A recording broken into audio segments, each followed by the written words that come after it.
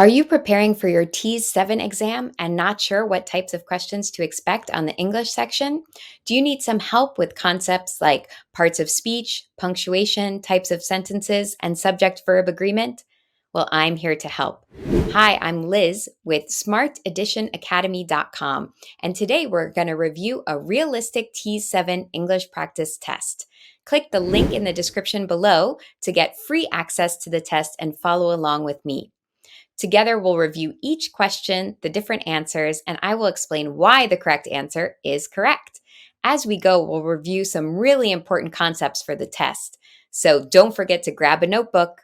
But before we start, it's super important to click the links in the description below to get access to our online resources, like a free TEAS 7 study group or our online self-guided course with some interactive questions, videos, flashcards, and more resources for all sections of your TEAS entrance exam. Let's go. So let's get started on our English practice test. Question 1. Read the passage below and answer the following question. You know what I hate? Businesses that rely on contract workers and freelancers instead of regular employees. Don't hit me with arguments about greater freedom for workers. Freedom isn't free if you're bleeding out on the street. Sound the alarm, people. Workers are suffering. No benefits means you're out of luck if you get sick and can't do your job. Plus, studies show freelancers don't make as much money as regular employees. From Rod's job blog at rodtalksaboutjobs.com. Reread the following sentence from the passage. Don't hit me with arguments about greater freedom for workers. Which of the following would be a more formal way to rewrite the sentence? So if we're looking at formal versus informal writing, formal is really something that we see in written documents or government documents or really formal business exchanges, really official documents. We often see longer words, more complex words. We see fewer contractions. So instead of I'll, we might say I will. And we see a tone that would sound a bit unnatural with our friends and family. Because with our friends and family on an everyday basis, we use informal language. So we use maybe shorter words, maybe a direct way of speaking. Maybe we'll use some contractions like I'll or I'm gonna. Those things are informal. So we want to look for some formal things here. So the first option, I disagree with the argument about contract workers having greater freedom. Okay, so does it rewrite the sentence? First of all, we have to check if the meaning stays the same because we do want to keep the same meaning. So don't hit me with arguments about greater freedom for workers. So they don't like that argument about freedom. And here they're saying they disagree with it. Okay, so the meaning is the same. We also have some longer words. So I disagree with the argument. And disagree, of course, is a more formal way than saying that's stupid. So this is pretty formal. This is great. Okay, let's look at the second option. Stop telling me that freelancers have more freedom. Well, this one it's a similar message, but it's too similar to the passage, which is really direct, speaking to people like you would speak to a friend or to a family member. Stop doing that. It's not a formal type of language. It's a direct language that's more something you would use with friends and family. So that's not more formal. Next one, is there actually greater freedom for workers? Well, is this answer rewriting with the same meaning? This one's a question. So in the passage, we really had them rejecting this idea, and here they're questioning it. So I think the meaning is too different. And then despite that, if we compare with the first sentence is much more formal. Next, I've already heard arguments about greater freedom for workers. So this also changes the meaning a bit because in the actual sentence from the passage, they're saying, don't hit me with arguments, saying they disagree or they don't accept that point of view. In this one, they're saying, I've heard the arguments, but they don't reject it or they don't give a negative view of it. So the meaning's really different. So let's go with that first option. Which of the following prefixes means with? So when we're looking at a prefix question, we can try to brainstorm different words we see, we recognize, we can think of that start with that's those letters, that combination of letters, because the prefix is the first part of the word that gives an indication of the meaning. So let's look at our options here. Bio. If we think of bio, we think of biology, the study of living things. We think of biography, about a person's life. So these aren't necessarily with, because if we think of biography is really just about one person, and we can't really think of anything that's with. The next one, per. Okay, so we can think of maybe permeable, so kind of a layer that something can soak through, or permission. We have permission to go through into a certain area. So that one's more about through. If we look at con, okay, we have the word connect or connection. So that's you're connecting with someone. Or you have a convention or a conference where a lot of people are coming together with other professionals. So that could be interesting. And then we have trans. So we have transformation is going from one thing to another, or transatlantic ship journey is going across the ocean. Transnational railroad is going to cross the country. So that's not with, that's more about going across, changing, going from one place to another. So the best here is con. Select the context clue from the following sentence that helps you define the word emulate. Felicia always tried to emulate her big sister, so she would often imitate the way she spoke, moved, and how she dressed. Often in these context clue questions, we're going to see two phrases, two parts of the sentence, and we have kind of an echo. We have kind of these parallel pairs in one part and in the other part. So that's something good to look for. We want to look for one part that has a parallel to the other. And I see it here. So first we look at our underlined word, emulate her big sister, emulate her big sister. And then in the next clause after the comma, we have, so she would often imitate the way her sister, she spoke, moved, and how she dressed. So emulate her big sister, imitate the way she spoke, moved, and how she dressed. So that's what I'm thinking for my parallel pairs here. So let's take a look at what would be the equivalent of emulate in that other pair. Tried. Well, tried is in the same clause as emulate, which means it doesn't really give us the context the way that that parallel pair will give us the context. So she tried to emulate, but that just tells us something about the way she emulated, or she wasn't always successful about emulating. But what does emulating mean? It doesn't tell us that. Often. Okay, so often is just telling us how much this thing happened, but the thing that's happening, the verb, what we're looking for is not often. It's not a verb.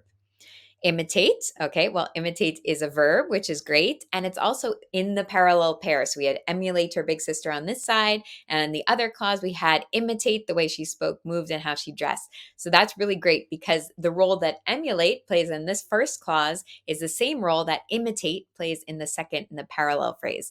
So that looks like the best answer. The next one is way. So the way she spoke, moved, and how she dressed, that's a little bit the parallel to her big sister or her big sister's behavior, but it's not the verb. Like emulate and imitate are both verbs, which is a big clue. Which of the following spellings is correct? These questions, to be honest, they're a bit tricky because once you get into the test, it's really hard to eliminate things from a logical reasoning standpoint.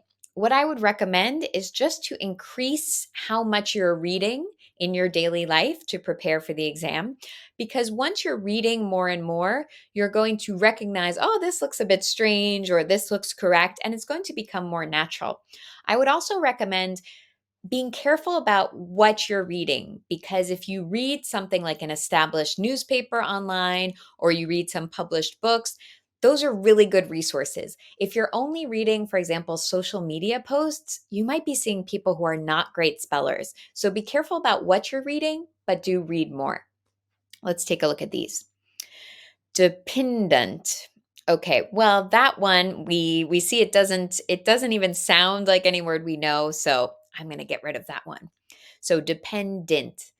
Okay, this is the problem often with the English language because we have something called schwa sounds. So in the English language, we have some syllables that are really big and important, like depend, And then some syllables that are small and unimportant. So the sounds become very tiny and I, and these are called schwa sounds. So in this case, the last syllable becomes int.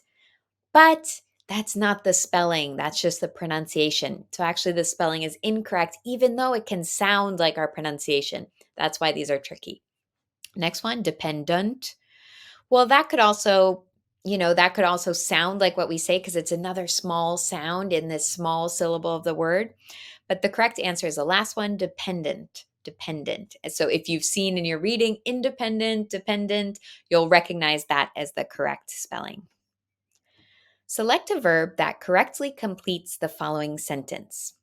Blank, not worry about it. So let's go through the options, see what sounds natural to us, see what fits in grammatically. Is not worry about it. Well, there's a few problems here. Who? Because in English, we need the subject before the verb. I know there's some other languages like Spanish where you can drop the subject, for example, because you have the conjugation, but that's not the case in English. So we would need to say something like she is, he is, but then we also have another problem. If we say she is not, he is not, we don't say worry, then we have to turn it into an adjective and say he is not worried, she is not worried. So we're missing a lot of things here. If we just stick in is, we need to make a lot of changes still. Is not correct. Next one. Do not worry about it. Okay, so here we have do not together is making the negative of worry.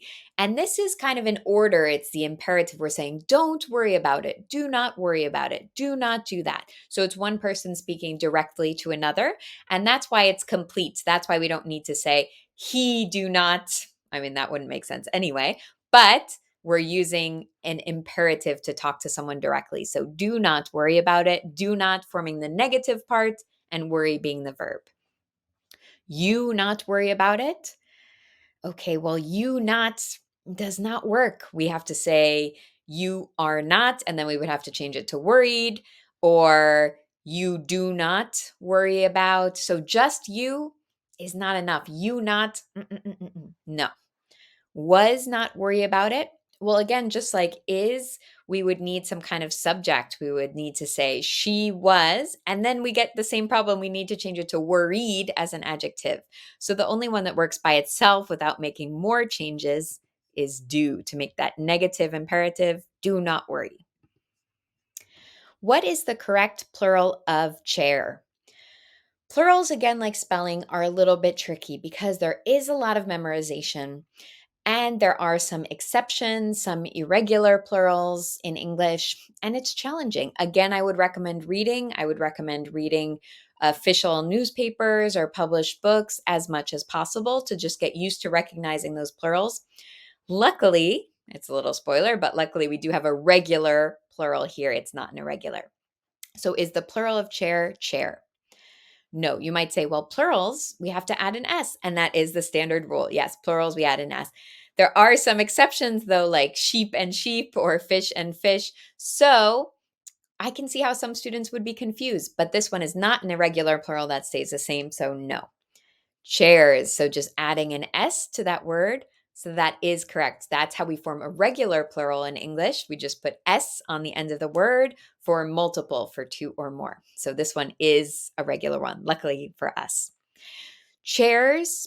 So in some cases, with some words, we do add an ES, but those are often going to be our words that end in a vowel. So like if you think of like tomato, potato, we have to add ES.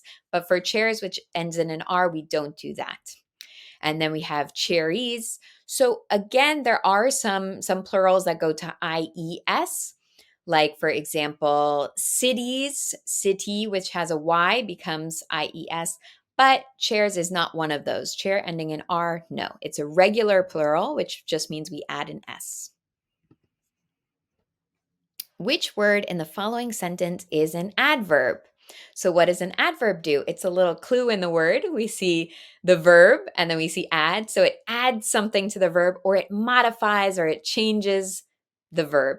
So let's take a look. So we should go outside. So here we see go is really the verb that we're working with, and it's next to outside. So maybe that's it.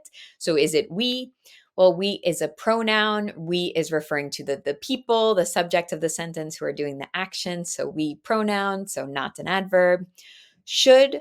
So should is a modal verb that modifies the verb go. So should and go together is a modal verb and the main verb. So should is not the adverb. Go is the main verb. So it's not an adverb, but because it's a main verb, it will give us a little clue. So what is being changed about the go? What is being specified or added to the go? Well, that's outside because it tells us where we're going. You could also say we should go quickly. For example, a lot of adverbs have ly at the end, but not all. Adverbs just modify the verb. So outside is telling us where we should go. Identify the independent clause in the following sentence. So an independence clause, it can stand on its own. What does that mean? That means if we chop the sentence after that clause, we can put a period and it's something complete. So if, for example, I say, I like chocolate, that's an independent clause that can stand alone. But if I just chop it and I just say I, or if I just say I like, that's not independent because we need something after it. We need more. So that would need something else. I like what? If it's not independent, we're left thinking, but you like what? What? Are you going to continue the thought? So we're looking for something that can stand alone. That's a complete thought. So usually subject, verb, object, we're going to look for that. So you need to call your mother. So is this an independent clause that can stand on its own if we put a period after it and we say it? Do we need more details? No. I mean, we could ask a follow-up question, why do I need to? But it's a complete sentence, complete thought. You need to call your mother, period. That works. Okay, good option. As soon as you get home. Okay, so in this sentence, we have, spoiler alert, the independent clause at the beginning. You need to call your mother. And then, because it's a complex sentence, we have a subordinating conjunction. So we have as soon as you get home. So we have a conjunction here that joins two things together, and that makes that next part a dependent clause. And here we're looking at our conjunction and our dependent clause. And those two, even when we put them together, that's not a complete thought. If you just said to your friend, as soon as you get home, they would say, as soon as I get home, what? Should I call you? Should I take a shower? Should I lock the door? It's not a complete thought. Next one, you get home. Well, you get home, in some cases, it could be independent. You get home, okay? That could be independent if we just look at it as an answer. But in the context, you get home has been modified by the subordinating conjunction, this phrase, as soon as. So in this sentence, because it follows that conjunction, it's become dependent. So it's not independent in the way the first part is. You need to call. Well, when we have the word call, we can't just say I call. I call someone, I call my boss, I call my mom, I call my friend. So you need to call is not a complete thought because that verb call needs something after it. So the complete thought, the independent clause that can stand alone out of this sentence is the first one. Which of the following spellings is correct? Okay, so again, spelling, it's very hard. I wish I had more advice, but the really important advice is to read some really great books and some great newspapers and magazines that are officially edited and published. And don't always trust the spelling of your friends and family on social media because maybe it's not correct or other people's posts. So my advice, always reading more from great sources. Let's take a look. So, I mean, this one I would really read because it's not correct as posability. Why? Because often when we just have one consonant after a vowel, like here we have one S after the O, that often, we're not going to say 100% because English grammar is tricky, but that often makes it a long vowel sound. It makes it say O, E, A, I. It makes it say the name of the letter. So that's why we say, like, oh, strike a pose. We hear O, the long vowel sound. So when I look at this, my thought is to read posability. So it's not possibility. It's not that short O sound that we're looking for. So because of that rule, which is pretty strong rule, we can eliminate the first one.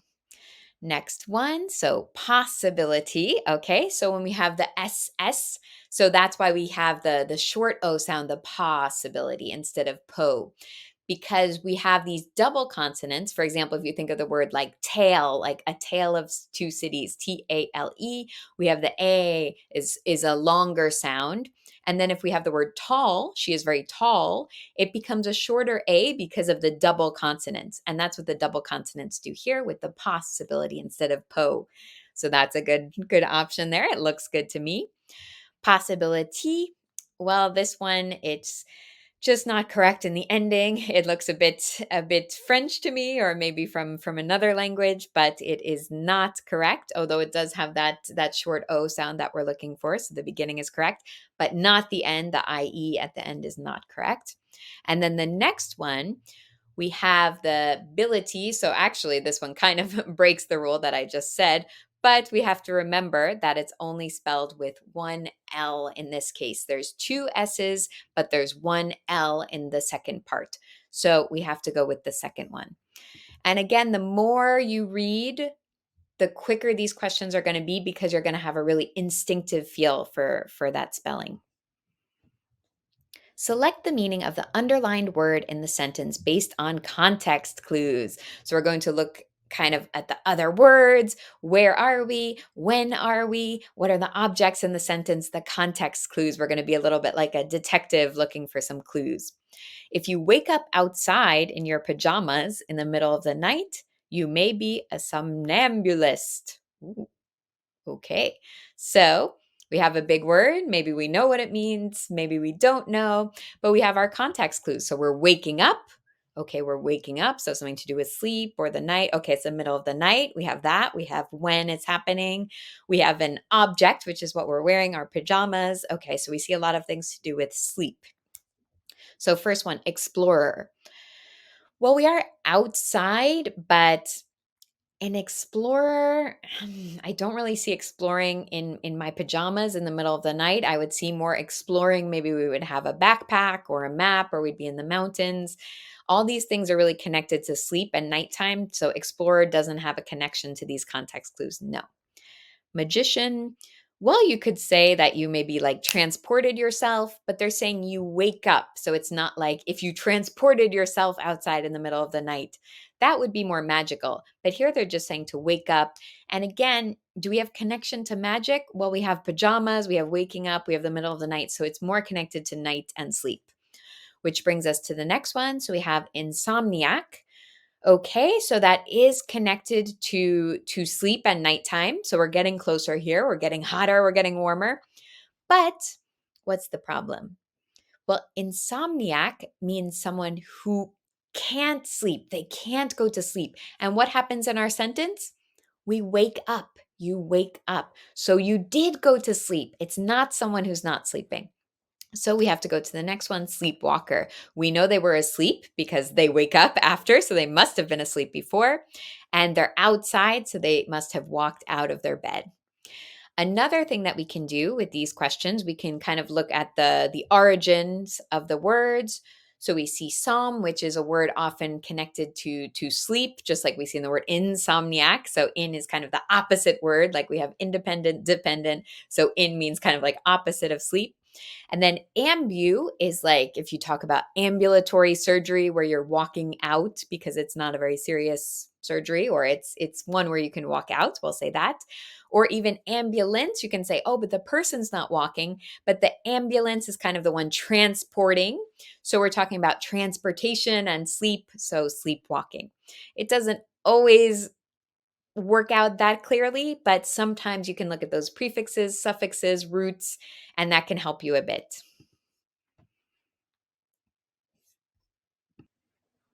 Which is the sentence with the correct use of punctuation? So, punctuation, also something that it's great to review with our online resources, or also by reading a lot, these authorized materials like published books and good newspapers and magazines. That can also help you get a better handle on punctuation.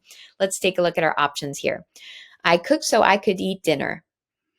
I'm feeling like I'm missing something because it sounds very run on. And I would like to see a comma because we have this conjunction so. And when we're using conjunctions, we often want to incorporate a comma because here, when I read it like that, when I just read it with no punctuation, it sounds like kind of a run on. It sounds like I'm not stopping where I normally naturally should. So let's look at the other options. I cooked so I could eat dinner. Well, I don't really like having that comma after the conjunction of so.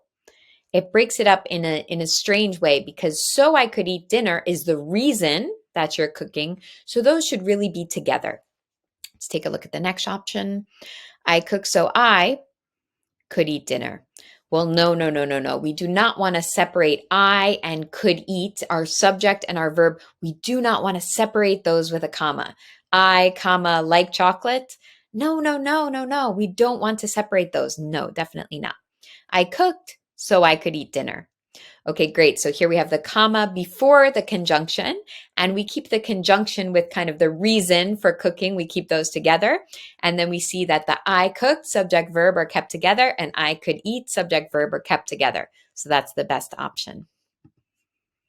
Which strategy is recommended during the drafting phase? So if we're drafting, if we're doing the first draft of an essay, we're writing an essay, it's not our final version. It's not our brainstorming, our first ideas, but it's in between. So it's a rough draft. Let's take a look. List all ideas that come to mind without worrying whether they're good or on topic. So is this recommended during the drafting phase? No, I would recommend this during the brainstorming phase when you first sit down and you just think of all the different ideas and you're really free. That's brainstorming. That's not drafting. Let's check the next one. Don't worry about noting where you got your information. Save that step for the end. Well, do we want to ignore where we're getting information? No, I would jot down. I don't think you have to do a formal reference, formal citation. No, no, no, that's not what we're saying. But you could jot down a little note about where you got your information because later you might not remember which information came from which book or which website. So you can just jot it down. It's not a formal citation they're asking us for here, but just taking note. So we do want to do that. It's not, don't worry about it. Stop writing frequently to look up grammar rules and words you don't know how to spell. This would belong more to the writing phase, to the phase when we're writing the final draft, because that's when we're going to get really specific about grammar, about spelling. We're going to check the last minute details. That's not in the drafting phase, the rough draft. That's why we call it a rough draft, because there might be spelling errors and things are not perfectly written. It's a rough draft. Next, get the ideas down on paper, even if some sentences sound awkward or contain errors. That's drafting. That's why we call it a rough draft, because it has our ideas. So it has the ideas we're going to use in the next draft of the essay, not all our brainstorming ideas, but the ideas that we're going to use in the essay. But the writing is not perfect. We haven't gotten to the level of detail with the little grammar rules and errors and spelling. So that's the point at which we're drafting. Select the pronoun that could be used in the following sentence. Mrs. Sato blank lives down the street, is 99 years old. So pronoun is going to have a connection or replace the person. So instead of saying Raj, we'll say he, something like that, or say Raj who works with me. So the who can also refer to a person. Let's take a look at our options. She. She is a pronoun. She does refer to a person. But does this pronoun she, does this fit into the sentence? Mrs. Sato, she lives down the street, is 99 years old. No. If we wanted to put in she would replace Mrs. Sato. So we could say Mrs. Sato is my neighbor, period. She lives down the street, period. But we don't say Mrs. Sato and she because those serve the same function. So we don't need both of them. Next one, who. Okay, so Mrs. Sato, who lives down the street. So we have Mrs. Sato is representing the person. And then we add a little fact about her and we connect it with this word who. So we know that it's connected to Mrs. Sato. So it's not trying to replace Mrs. Sato like she would, but it's connecting back to that person. So who is a really good option. Who lives? Yeah. Which lives down the street. Well, who and whom are used with people. Which is used with like a company or a concept or a thing. So that doesn't work here with a person. No. Whom. So what's the difference? Who and whom. So we can also think, because it ends with M, we can think of whom as like him. If we say, I like him, that works. But if we say, him lives down the street, no, no, no, no, no, because him is the object. It's not a subject that will have a verb after it. Him lives. No, no, no, no, no, no, no. So whom functions as an object. It wouldn't be before the verb lives. We need a subject before that. But whom would be the object? For example, the politician to whom I wrote a letter. I wrote a letter to him. So that's an object. And here we're looking for a subject because we have a verb right after it. So we're going to have who. Which of the following is an example of a complex sentence? So in a complex sentence, we're going to have an independent clause, which can stand alone. If we chop it, it can be independent. We're going to have a subordinating conjunction. So because, after, as soon as, even though there's a lot of different options. And then we're going to have a clause that's a dependent clause because it's modified by that conjunction. So basically we have independent and dependent connected by a conjunction that makes the second one dependent. Let's take a look. It's easier to understand with some examples. So Timothy got a massage after running. Okay, so we hear Timothy got a massage, that's independent. But then the next part is really just a modification of after running because we don't have anything to break it up into those two different clauses. So that doesn't work. After running, comma, Timothy got a massage. Okay, so this is interesting because we have a comma to break up the two different clauses, and we have after, which is functioning as our subordinating conjunction. So that's after running. And then we have Timothy got a massage, which is the independent clause. So we see the two clauses and we see a conjunction. Very good. Since Timothy went running, he got a massage. Okay, so this isn't a great sentence because we're missing some punctuation. And that's keeping us from breaking it up into our clear, different clauses. So this one is not looking very good because the way we read it sounds very unnatural because we're missing a comma and we don't have the right punctuation. Timothy went running and then he got a massage. So this is something that has a coordinating conjunction. So it's not like after that we saw in number 2 and. So these are two equal clauses. And the problem is that we're looking for a complex sentence with an independent and a dependent clause. But these are both independent. We can just chop them in half. Timothy went running, then he got a massage, and they stand on equal. They're both very independent. Because if we have something and, but, those are more coordinating conjunctions that join two independent clauses together. And what we need is number 2, which has an dependent after a conjunction and then an independent in the other clause. So that's number 2. Which of the following suffixes means person who practices? Okay, so with suffixes, just like with prefixes, we're going to look at what are some of the words we can think of. We can brainstorm there in the test. Sometimes it's hard to brainstorm on the spot when you're in a test, but we're going to see what we can do. And suffixes are going to end words. So we're going to try to think of words we know that have this as the end. So N, we could say golden. You could say a golden door is made out of gold, or a wooden door is made out of wood. So that's maybe more about the material or what it's made of. I can't really think of a person like that. Ist. Okay, well, we all know a few ists. We have a dentist, we have a dermatologist. Outside of medical, we have geologist. So yeah, person who practices, person who does some kind of activity or some kind of specialty. That's a good option. Logy, so like dermatology. So we have the difference there. We see dermatology would be studying the skin. Dermatologist would be the person who takes care of the skin. So we really want to stick with that ist. And then able, understandable would be like we're able to understand it. We're capable of understanding it. It's possible to understand it. But I don't really see that related to a person. It could describe a person, but it's not the suffix for the word for the person. That's why we want to go with a dentist, a dermatologist. The ist is the person. Which of the following prefixes means self? So again, prefixes here, we're going to think about the beginning of words that we know. We're going to try to brainstorm the words that we know and see if any are relevant.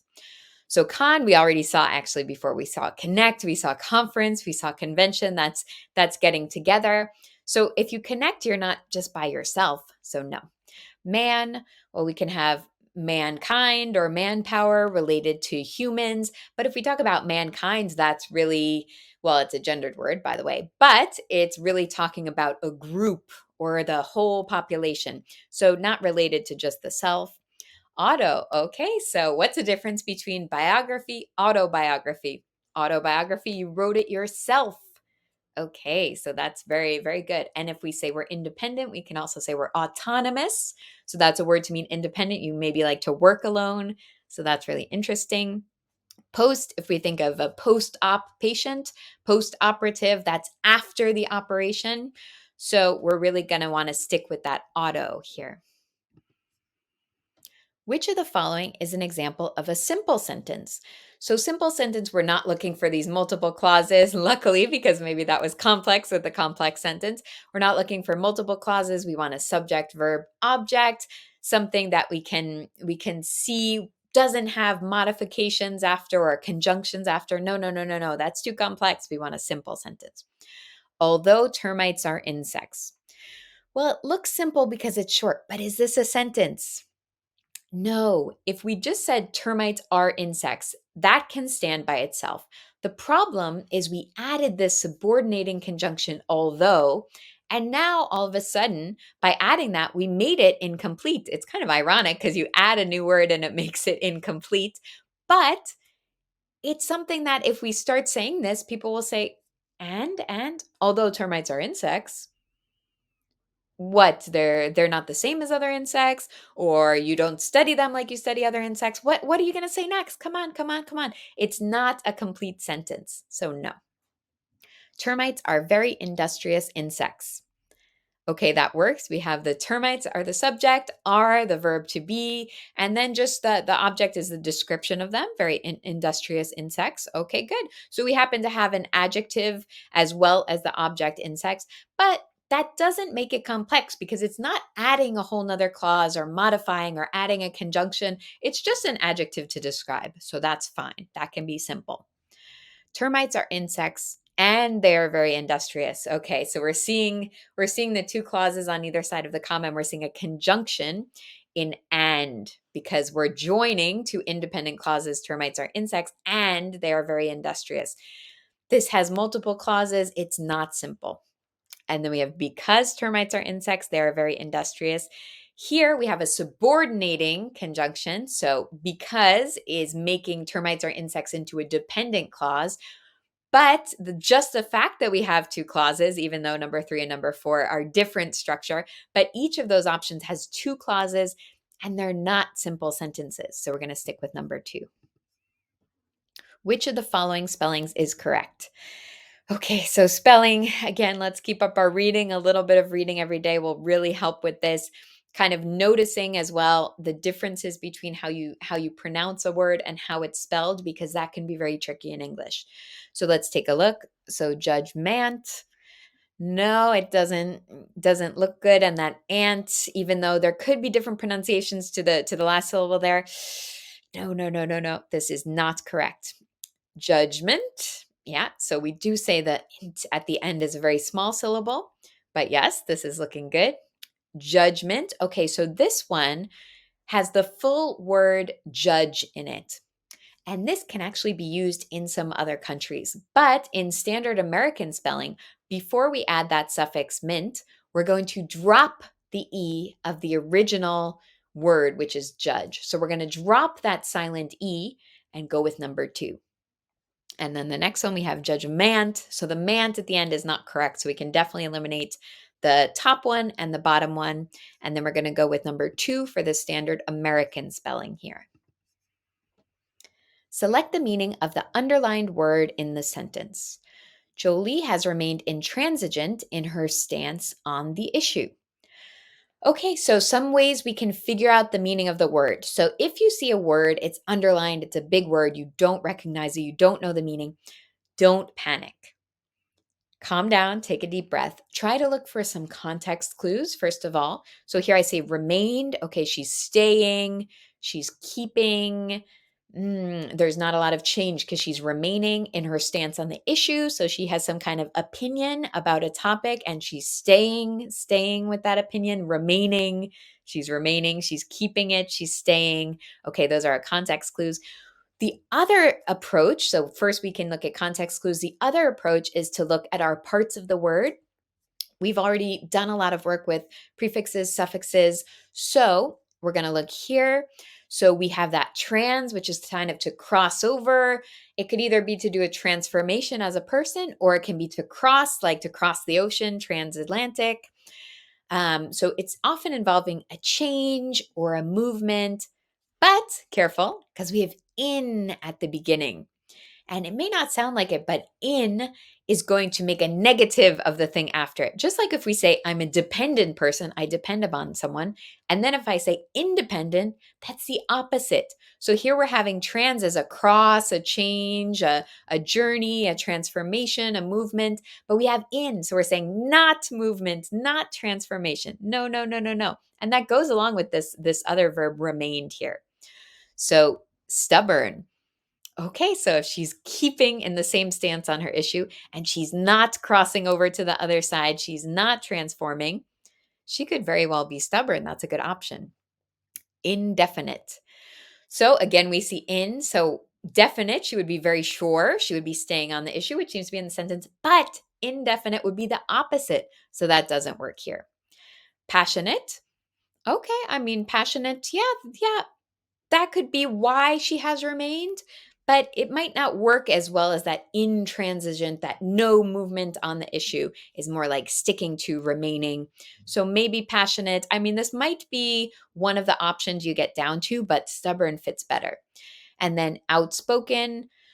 Well, we could kind of take a leap and saying she's staying this way on the issue, so she's going to speak out about it. But we don't really see that in the sentence. The way we see remained is to stay, and then in is not. Trans is crossing, moving, changing. So not changing is going to be stubborn, keeping the same opinion. Select the correct verb to complete the following sentence. I blank about it for a long time before I decided to major in criminal justice. So in these ones, if we're looking at verbs, we're often going to look at the verb tense. So you have to look and think, do I have any clues? Am I in the future? Am I in the present? Or am I in the past? That's a good thing to look for. And here we say, I decided to major in criminal justice. And before I decided. So we already have decided as in the past, we have before. So we're all talking about a past decision here. We get the idea, even though the sentence is not complete yet, we know this was a past decision and this happened in the past. So let's look for a verb that's in the past to match with that sentence. I think about it for a long time before I decided. No, so think is in the present now, and this decision happened in the past. That doesn't work. I think about it for a long time. Well, that doesn't make sense to think about something. We think about something, we consider it, but we thank someone. Oh, thank you for the birthday present. So that's a different verb. It doesn't fit in here. It's also in the present tense. So we also know it doesn't work for that. No, no, no. I thinked about it. This is a bit tricky because this is actually the regular past simple rule. If think were a regular verb, we would add ed, just like we say, I work today, I worked yesterday. But be careful, be careful, be careful. Think is not a regular verb in the past, unfortunately. I wish it were. That would make things a lot easier. But we have thought, which is an irregular past. It's in a group of words, just like we say, I buy today, I bought yesterday. She fights today, she fought yesterday. I teach today, I taught yesterday. We have kind of this group of irregulars, and think is part of that. So we're going to put it in the past to match the sentence, and we're going to try to keep in mind those irregulars. You're all doing such a great job following along with the test with me. But if any of the concepts are difficult, or if you just need some more practice, no worries at all. Just click the link in the description below and you'll get access to our online resources. We've got a free T7 study group, we've got a free T7 practice test, and we have our self-guided online course, which has interactive questions, videos, flashcards, and more resources for all the sections of your T7 entrance exam. Check it out. Which of the following sentence is correct? I asked Zat, how was your day? Hmm. So we have the exact thing that the person asks Scott, but what's missing? We don't have any quotation marks. So if you're going to quote exactly what you said to someone, you need quotation marks. If it's not exact, if you say, oh, she said she had been having a rough time, that's not exactly what the person said in the exact words, but here it is. So we need quotation marks. Without them, it's incorrect. Scott said it was awesome. Same problem. We need those quotation marks here. He claimed, my history presentation was great. Okay, finally, we have our quotation marks for the exact thing that he claimed. I said, that's wonderful. The quotation marks are missing. So, again, we need those quotation marks when we're directly word for word quoting something. So, we're going to go with number 3. Which of the following sentences uses the most formal language? So, again, what are we looking for with formal language? We're looking for perhaps longer words, not always, but often longer words, more formal language that you don't use with friends and family. We're going to avoid doing some words that we smush together like I'm gonna do it. We wouldn't do that. We're not going to do as many contractions like I'll or will. So we're going to avoid those in formal language. Let's take a look. What's up? Well, this is something you would say to friends and family rather than write in a formal document. So that's not most formal. Also, it sees those contractions we have. So what's up instead of what is up, which is not formal anyway. This expression is too informal. No, no, no. How are you? Okay, so no contraction here. Looks pretty good. How's it going? Well, already we have a contraction. I mean, a little spoiler about this one. If you know that contractions are informal and you look at our answer choices, we can actually roll out 3 of the 4 really quickly. We just see one of these things is not like the other, but we'll go through just in case. How's your day? Okay, how is would be more formal. How are you? Doesn't have that contraction, so it's different than the others. It's the most formal. What is the sentence with the correct use of punctuation? Off campus, apartments are nicer. Why did I read it like that? Because 2 words are smushed together, which cannot be smushed together. This is a spelling error. We cannot connect them into one word like this. No, no, no. Off campus, apartments are nicer. Okay, so this one is missing something. Why? Because when we put off campus in front of apartments, it's functioning as a descriptive for the apartments. We're describing them. It becomes like an adjective for the apartments. So, what do we need to do? We need to make it into a compound word with a dash, which we see in the next one. Off campus, apartments are nicer. So, off campus together is making a compound word that describes the thing that comes after apartments. We see this in a lot of words, a lot of common expressions, like, for example, 3-day weekend, 10-day vacation. We see those words coming together with a dash between to make a descriptive of what comes after. And then let's go to off campus apartments.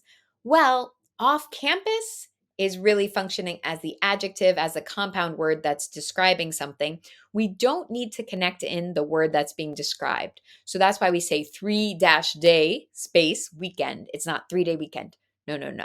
So number 3 works. Why is it not recommended to edit while you write your first draft? Let's take a look. So it is pre-writing. Well, that's not really why it's not a recommendation. So pre-writing is the first stage of writing that you do, but it doesn't have anything to do with the why it's a bad idea to edit. Let's look for a better reason why it's a bad idea to edit. It wastes effort. Okay, so here we're saying, yeah, actually, if we have a limited amount of time and energy when we're writing an essay, if we spend a lot of time editing the spelling and the tiny little details and where the comma goes and double check the spelling and then this and then change that word, no, it should be this word. And we do that on a paragraph. And then in the second draft or the final draft, we decide, I'm cutting that paragraph. We wasted all that time and energy on little details that really should be considered in your final draft or in your next draft. That's when we do the editing. That's for the next draft. It's not the first draft. The first draft is called the rough draft for a reason. It clouds the judgment. Well, no, it's not. That's not really the problem here. I mean, editing is part of the process, so it's going to be part of the process, but it's the next step of the process. It's not that it's a bad thing for the judgment, but it's something we're going to save for the next step. It changes the organization.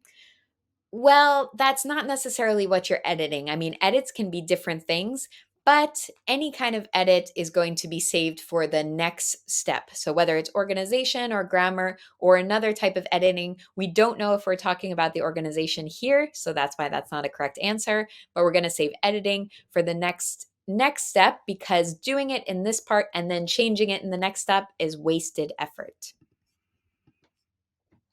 Identify the preposition in the following sentence.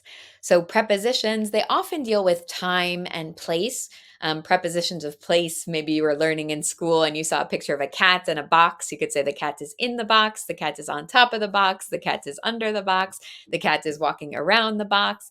But we can also, of course, do them with time. So, it's at 3 o'clock, it's on Sunday. So, a lot of different prepositions. They're little words that often talk about time, place, positioning. Let's take a look. It's really hot in that room.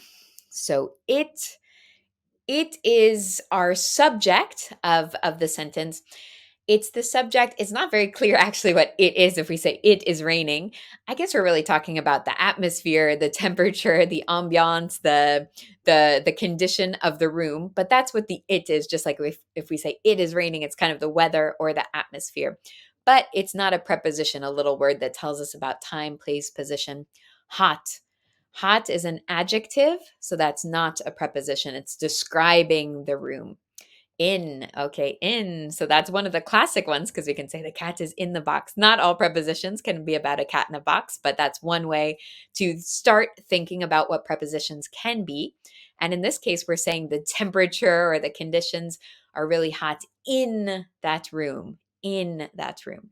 And that is specifying which room. So it's not about the position of the room. So in is our preposition. Which is the sentence with the correct use of punctuation? Again, with these, we're always going to want to step up our reading, even if you can read. Maybe subscribe to one great newspaper newsletter per day, and you can read that for 3 minutes per day, like a 3 minute, 5 minute read, and you'll really improve your spelling and punctuation. But here, let's just take a look and see what's correct, incorrect of our options. The book was amazing. She couldn't put it down. Okay, so it sounds like kind of a run on. That's why I read it that way. Also, the issue is that this sentence is ending with a semicolon. Semicolon does not end sentences. We need a period to end a sentence. So this is really incorrect. The book was amazing. She couldn't put it down. So what do we have here? We have two sentences. They're related to each other. They're on the same subject, and they're connected with a semicolon.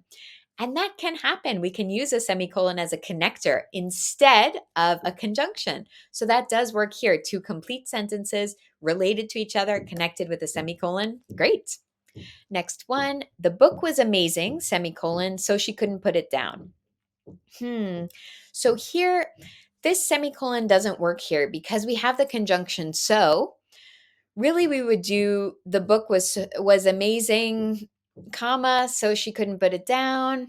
But we'd have to change so much in this sentence. We'd have to change the semicolon. We'd have to address the fact that there is a conjunction there. So that doesn't work. Number 2 works. And the last option, the book was amazing, so she couldn't put it down. No, no, no, no, no, because we have that conjunction and then semicolon after. No, no, no, that does not work. So we're going to go with number 2. Two complete sentences related to each other, relevant to each other, connected with a semicolon. Looks great. What is the correct plural of century? So again, we have some challenges with our plurals because there are some irregular plurals in English. And specifically, when we end in a Y, we can have a change where it becomes IES. We see that, for example, if we have New York City or a lot of cities will become IES. So that's, again, something that has a consonant and then a Y, just like century. So maybe we do want to think about the pattern of similar words. If we see this, we can compare it to city. If you know the plural of that and you're sure about that, we can compare that. So centuries Well, no, when we have this Y, we need to change it to IE. In this case, the problem is there's some exceptions. For example, with keys, we don't change that. It doesn't become KEIES because that's just too many vowels together because that one has a vowel and then a Y. So this one, in this case, we're looking at a consonant, R, and then a Y, and that's why we change it to the IES. Censures. Okay, well, this changes the sound. All of a sudden, the word is different and it sounds like dentures in your mouth. So we're changing the sound of the word. No, no, no, no good. The next one, we have replaced the Y with an IE and then added the S. Okay, so this is how we do these consonant Y plurals for words like century and city. Good option there. Okay, let's click it for the moment. And then the next one has the Y and the IES. This doesn't work because when the I and the E come in, they're replacing the Y. So that doesn't work. Let's stick with number 3. Okay, so let's select the sentence that correctly answers the following question. What were you doing when the thunderstorm started? So, questions like this and some of the fill in the blank questions are often addressing our verb tenses. So, if we look at this one, we're going to have to try to match or have a logical response to the verb tense. So, here we see, what were you doing when the thunderstorm started? So we know we're not in the present. It's not the thunderstorm is happening right now. No, no, no. We're in the past and we're actually in a verb tense called past continuous. So last night I was doing my homework when the phone rang. We often see a pattern like this one. We say, what were you doing when the thunderstorm started? So we have a past continuous, a long activity, and then a boom, that minute of the lightning or the thunder, or that moment when the phone rang. I was doing my homework for 3 hours when the phone rang at 8:03. So we often have this contrast. So we have a longer activity with past continuous, and then we have a sudden activity with the past simple. But what were you doing? So that's going to be my longer activity. So let's look for a past continuous. I mowed the lawn. So is that my long activity? If we say mowed, well, mowing the lawn can be a long activity, but here it's the past simple. So it's written like this. So it's not written in the correct tense to match our answer. I am mowing the lawn. Okay, so we have mowing, but this one's in present continuous. And we know we're talking about the past because the question says, what were you doing? So were is in the past, not what are you doing? No, no, no, no, no. We're in the past, not in the present continuous. I was mowing the lawn. Okay, so we have past continuous. I was mowing. That shows us it's a long activity. It's expressed as a long activity, unlike the first answer. And it's in the past because we say I was. What were you doing? I was mowing. Good. I have mowed the lawn. Okay. So this one is going to be called present perfect, and that's an activity that continues until now. It doesn't match with the sentence because the sentence is in the past. So we're going to need to go with number 3 here. Apparently, in order to achieve success across multiple subjects when learning, a student basically must be aggressive with the amount of time they spend studying.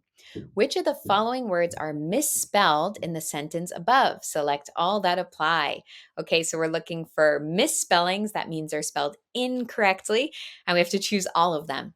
It's a bit of a challenging question because we don't know if all of them are misspelled, if none of them is misspelled. It's a little bit difficult. Let's go through one by one. Apparently. Okay, it's not correct. The correct spelling has an E, so apparently. So this one is misspelled incorrect. Achieve. Well, we do have a rule on this one. So we say I before E except after C. So we have a rule here that we can follow. Is it I before E? No, it's incorrect. Across, yes, this one has one C, two S's, correct.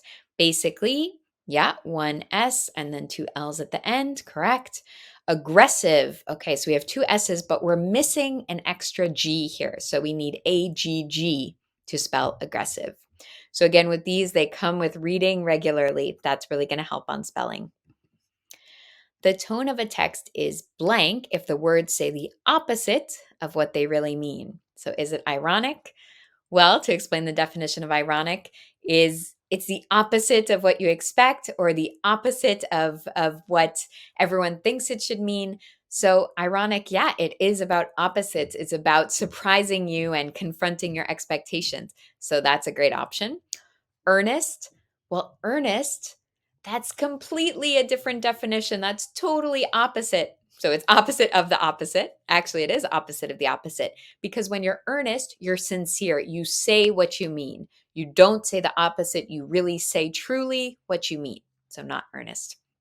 Confused, well, the tone of a text is confused. Not necessarily, because really they're talking about a text that's choosing words on purpose to play with opposites and to surprise the reader or maybe to create humor, because that's really what irony does a lot of the time is to create humor or to create a surprise. So it's not necessarily that the author is confused. It's really more about a literary technique called irony. So not confused. Unambiguous. Well, this is the opposite of confused. So, unambiguous is very clear, very direct. We're very sure. So, that's not about the opposite. No, no, no. So, let's go with ironic. Which term refers to the feelings a text creates in the reader? So, careful here with all of these things about text. Is it coming from the author? Is it going towards the reader? We have to be careful. Tone. So, tone, for example, is from the author's side. It's really the language that the author chooses to use. Is it scary? Is it formal? Is it humorous? Is it friendly? So, that's more from the author's end, not about the reader. Irony. Okay, so we just saw that one. So that's when you have the opposite of what's expected. So that's not referring to the feelings created in the reader. No, because irony could create so many different feelings. It could be humorous, it could be surprising, it could be upsetting, but we don't know. It's really from the author's side they're using irony. Mood. Okay. So, for example, if you read a text that says, oh, it was a dark and stormy night when suddenly the branches were scratching on the, and then you start to feel scared, that's the mood of the text because that's affecting you. It's affecting you, the reader, not just the author. So, that's a good option. And theme. Theme is not so much feelings, it's more about the message. For example, if you have a story about someone who helps someone else and then they get thanked or they get a reward, it could be the theme is why it's good to help people. It's more about the message, or it could be about the concepts explored, like a story could explore something like discrimination or growing up or education, some themes like that, a message or a subject that the book is exploring, but that doesn't necessarily tell us how the reader is affected. That's mood. In literature, a genre is it a moral? So, no, moral is the message or the lesson taught by the story. So, the moral could be something you learn from the story, especially when you're a little kid and you read a book about friendship and sharing, and the moral that you learn it's good to share. So, that's more kind of about like what's good and bad and a positive message, negative message. So, the moral would be a more positive message or a lesson that the story is trying to teach. That's not genre. Theme, as we talked about, theme, that could be a subject explored. It could also kind of be a message of the text. So that's not the genre. Category. Okay. So category and genre are both used to describe what type of book is this. So, for example, the mystery genre or the romance genre or the historical fiction genre, these are different categories of literature. This might be the way we separate books in a bookstore or in a library by genre, by category. The mysteries are here, the sci-fi is over there. So that's what a genre is. And narrative, well, narrative is storytelling, recounting the story of some characters. So that could be in many different genres. It's not the same as genre, that's category. Which term describes the most likely structure of an essay about the similarities and differences between World War I and World War II? Technical. Okay, well, technical is really more a type of writing. Technical writing is going to give us a process, a procedure, or it's going to be a manual about how to use, for example, a complex machine, something like that. It's very practical and it's a type of writing more than a structure. Expository. Expository is also a type of writing. It's a more academic writing. It can be essays, for example, about history, but it's not the structure, it's the type of writing. Cause and effect. So, if we're looking at similarities and differences, that's not cause and effect. If we looked at what were the reasons in the 10 years leading up to World War I, what changes in Europe led to the start of the war, what was the impact of a certain historical event or a certain monarch's decision. But if we're looking at similarities and differences, that's not cause and effect. No. Compare, contrast. Okay, so compare, contrast, that's a structure when we have two clear things we're examining. In this case, World War I, World War II. We compare and contrast. We see how they're similar, how they're different, how they're the same, how they're not the same. So that's what this structure is. Select the correct verb to complete the following sentence. Our family blank staying home for the holidays this year. So a lot of these fill in the blanks, we want to be careful about our verb tense. So what are we looking at here? Do we have any context clues that show us what time? Are we in the future? Are we in the present? Are we in the past? Well, we're talking about this year, so we're pretty much in the present. We're talking about some plans that are a bit in the future, but this year. So we're actually going to look at using the present continuous to talk about what we're planning now for this year. It's a little bit in the future, but it's the same year and we're planning it now. So let's look for our present continuous.